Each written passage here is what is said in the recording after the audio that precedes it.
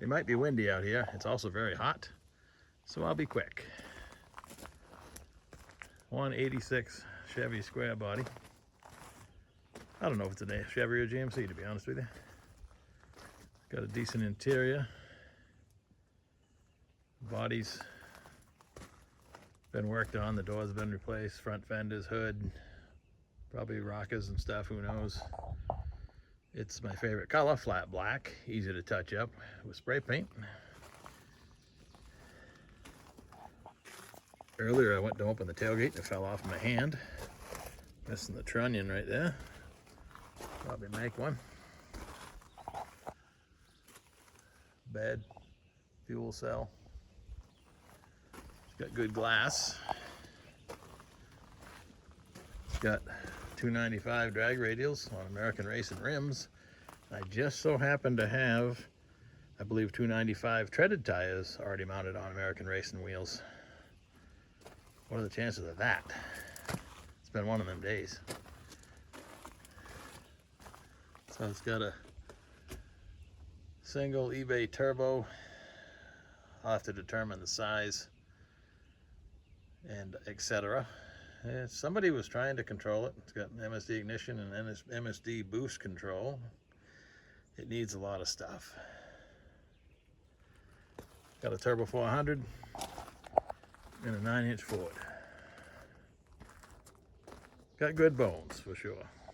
Hello and welcome back. Sean here, Mountains Garage. I shot the clip outside to give you an idea of what we're talking about today. It's about 1,000 degrees out there. It feels like it's less humid than the last couple days. So it's, the shade is still attractive, but boy, I sweat today loading that truck. But let's back up a little bit. I got my first truck right out of high school. It was not a square body Chevy. It was a 71 Chevy 4-wheel drive. She was rough, and eventually put a big block in it like everything else. Had it pretty much all restored and lost it in a fire, unfortunately, in a garage that the owner was nice enough to let me use the shop. There's no way to be mad when they opened up their place to you, but unfortunately, that one didn't make it. Subsequently, for the next 18 years or so, I owned a square body Chevy, one after another. When I sold my first race car, my 70 Chevelle SS454 that I put a tube chassis under and raced it and then sold it, I had enough money to buy this property. I still live here. I've only ever had 2 addresses. And all I had money for, eventually, I couldn't afford to go racing again or build a race car, but I could afford square body Chevy parts. And I built a couple trucks. I built a really nice one, and I built one out of the remaining parts. And truth be told, I enjoyed the one I built out of the remaining parts much better and drove the wheels off that thing. It was the last one I sold on 9/11/2001 in the afternoon. That's just the way it worked out. And I have not owned a square body since then. I'm always looking. The prices are ridiculous. Around here, they're pretty well rusted out and wore out, and people still ask and I guess receive crazy money for them. But in the back of my mind, like anything else you always have, you probably have a list of vehicles you'd like to own. You pretty much determined it's not going to happen because you don't want to overpay and under-receive, the item. So it's always just there. So this morning I had to pick up my son. He had an overnight scouting adventure, and I'm whizzing down the road, 8 o'clock this morning, and I catch the corner of my eye, a square body fender, and then the whole truck with a good old-fashioned for sale sign propped up on the dash.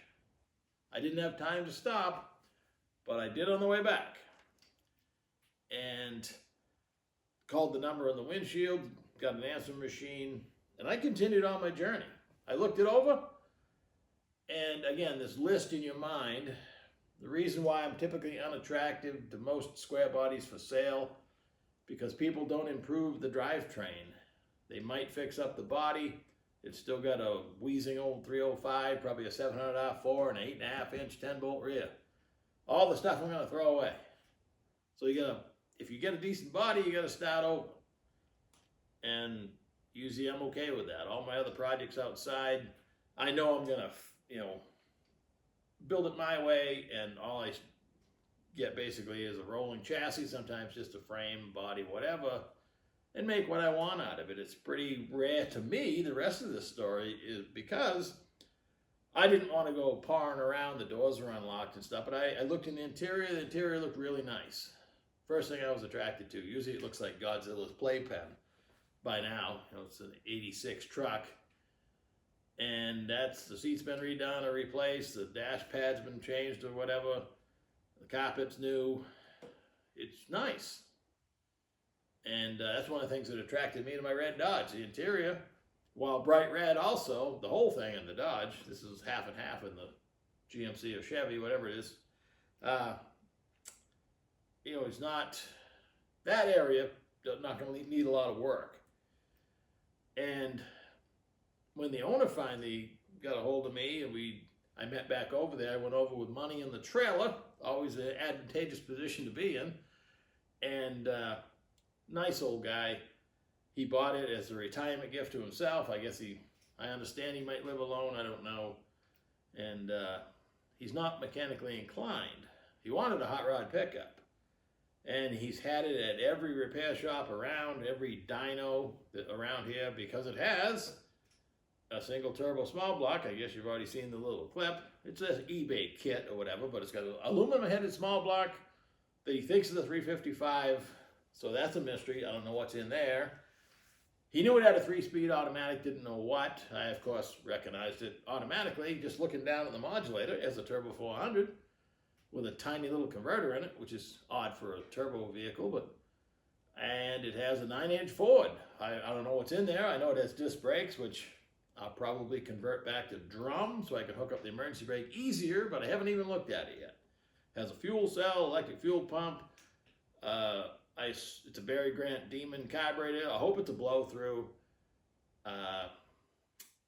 Those eBay kits are like $1,000 by themselves, and I've watched dyno videos of people that have bolted them on, and typically the turbo itself over-delivers and the wastegate under-delivers. It makes a ton of torque and boost and usually breaks the engine. This thing's been dynoed the heck right out of it, apparently. I got to talk to my dyno friends because I know who did it. I've never seen the truck before this morning, but it's been around. So I'll eventually find somebody who knows something about it if they can remember. It doesn't matter to me. So turbo small block Chevy, turbo 400 9-inch Ford, a nice, decent body. It's not perfect. It's got my favorite color paint, flat black. You can touch it up with a spray can. And I've learned you don't want them too nice. You want to drive it. I was driving the old Dodge Tuesday at lunchtime, and I went to get that Corvette motor. And I drove through 14 miles of paving. They were paving one lane, and you had to keep crossing back and forth, and all you hear is that ting, ting, ting, ting from the sticky, hot pavement gluing themselves to your tires and your vehicle. Up here in the Northeast, you get road salt and sand all winter long, and then you work right into construction season. So anytime you leave the yard, you got to be prepared for some kind of peril, and that's just the way it goes. So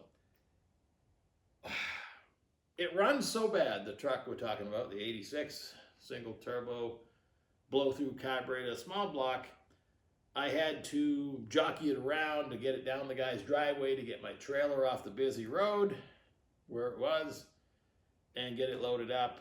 It ran so bad, I got halfway up on the ramps and decided to finish with the winch. I mean, it runs bad. I don't know if it gets better when it warms up. I don't know. The front accessories, I noticed the belts were chirping. It has the little fat serpentine belt for the alternator, which an 86 Chevy or GMC would have had probably in the typical power steering mount small block. The power steering bracket's missing a bolt. Looks like that would line up and I can use that. The alternator bracket, the bolts broke off in the water pump. It's just a mess.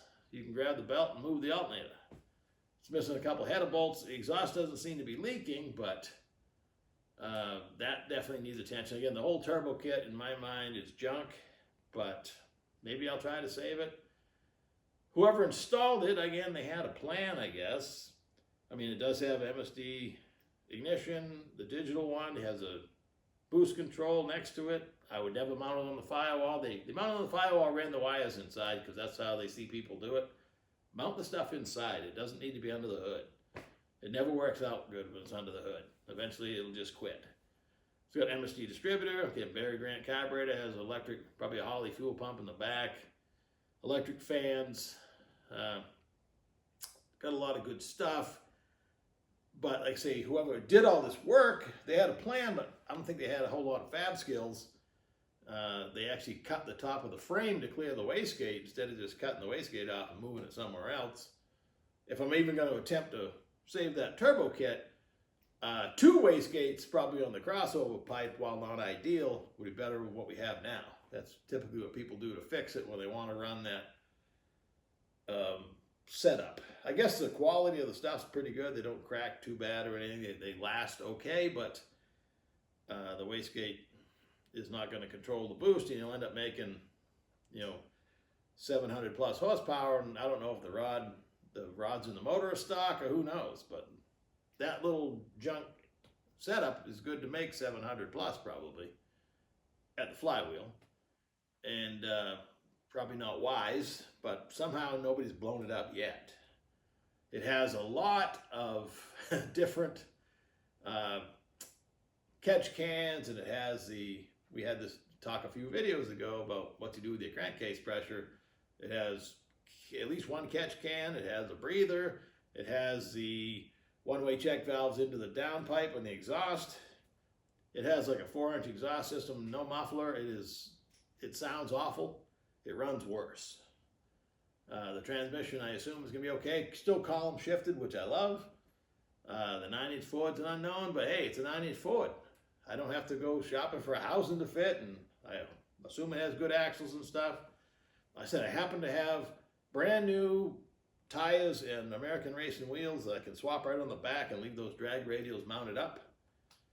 And, have a treaded tire because I'm going to go out in the rain, which I am, because I'm going to drive it like a truck. Of, thinking of all the products I have, station wagons, pickups. The only car I'm going to have hot rod style is a 2-door behind me. And of course the race 55 and my other 55. But from here forward, I'm much more attracted to something that still has some utility. Even the old Willys Roadster pickup has a bed. You could put stuff in it and do small things with it anyway. So it doesn't seem quite as useless as a car. But if I found a nice Roadster car or 3 or 5 window, whatever, yeah, I'm just talking. So was not planning on buying a truck today. Happened the last few weeks. I'm diligently selling a few things because I'm overstocked. 10 years ago, I was going to buy and sell. All I did is buy. So it happened. People have asked the right questions. Do you have this? Do you have that? And yes, I did. So it was not too painful this morning. Oh, back to my story. So I see it on the side of the road. I kind of fall in love with it. And I'm thinking I'm going to call the guy because there's no price on it. And he's going to give me some astronomical number, and I'm just going to continue on. Because when I first saw a glimpse of it, I'm like, yeah, like I say, I got to change everything. It's totally going to be priced wrong. And then he gives me the price over the phone. I'm like, wow, I'd pay that without even asking. And of course, we negotiated some. If you notice on the trailer, it has straps that go over the tires to hold the vehicle to the trailer. I've never had those before. He had a set of 4 of them. We worked that in. Yeah, he even offered me the hut it was in. He had a top hut with the metal frame, and I don't know if I'll go back for that or not, but I was just astounded by the affordability of it and the good bones it has. So that's why it's sitting in my trailer in the yard. Man, did I sweat loading that thing today, but hey, it was worth it. And I can cross that one off the list. I don't know if I'll sell a product to offset it. cross that bridge another day. So hope you have a great day. Hope you had a great day. It's 6 o'clock at night now, still hot out. And I'll catch you later.